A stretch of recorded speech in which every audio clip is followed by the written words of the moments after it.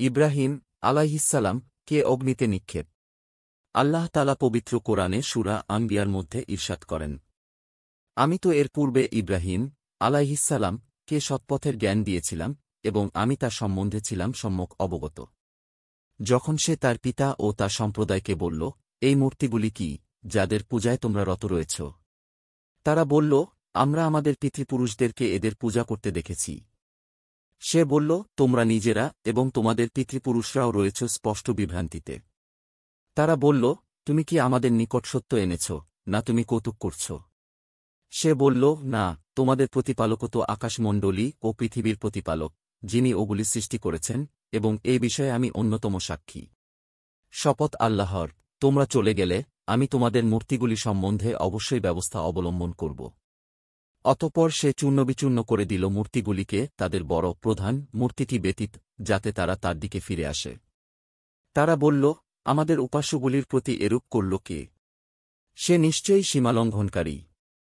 কেউ কেউ বলল, আমরা এক যুবককে ওদের সমালোচনা করতে শুনেছি, তার নাম ইব্রাহিম আলাইহিসসালাম। তারা বলল, তাকে উপস্থিত করো লোকসম্মুখে, যাতে তারা সাক্ষ্য দিতে পারে। তারা বলল, হে ইব্রাহিম আলাইহিসসালাম, তুমিই কি আমাদের উপাস্যগুলির উপর এরূপ করেছ?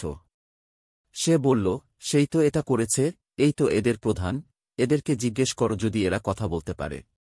তখন তারা মনে মনে চিন্তা করে দেখল এবং একে অপরকে বলতে লাগল, তোমরাই তো সীমালঙ্ঘনকারী। অতঃপর তাদের মস্তক অবনত হয়ে গেল এবং তারা বলল, তুমি তো জানোই যে এরা কথা বলে না। সে বলল, তবে কি তোমরা আল্লাহর পরিবর্তে এমন কিছুর ইবাদত করো যারা তোমাদের কোনো উপকার করতে পারে না, ক্ষতিও করতে পারে না? ধিক তোমাদেরকে এবং আল্লাহর পরিবর্তে তোমরা যাদের ইবাদত কর তাদেরকে। তবে কি তোমরা বুঝবে না?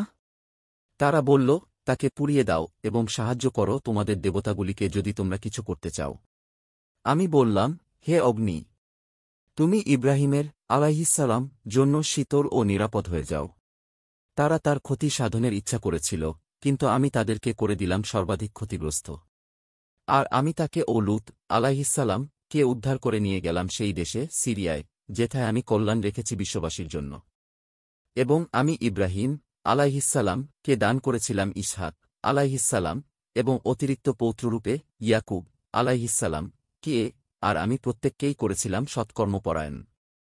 আর আমি তাদেরকে করেছিলাম নেতা, তারা আমার নির্দেশ অনুসারে মানুষকে পথ প্রদর্শন করত, তাদের কাছে আমি ওহী প্রেরণ করেছিলাম সৎকর্ম করতে, নামাজ কায়েম করতে এবং যাকাত প্রদান করতে, তারা আমারই ইবাদত করত।